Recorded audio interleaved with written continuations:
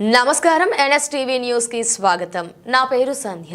ఇక వార్తల్లోని ముఖ్యాంశాలను ఇప్పుడు చూద్దాం.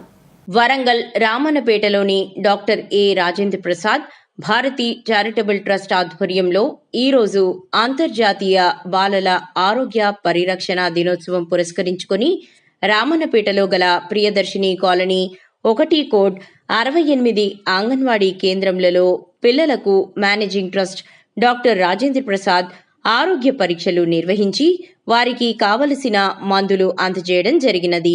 అలాగే ఆరోగ్య పరిరక్షణకై తల్లిదండ్రులకు అవగాహన సదస్సు కూడా నిర్వహించడం జరిగినది.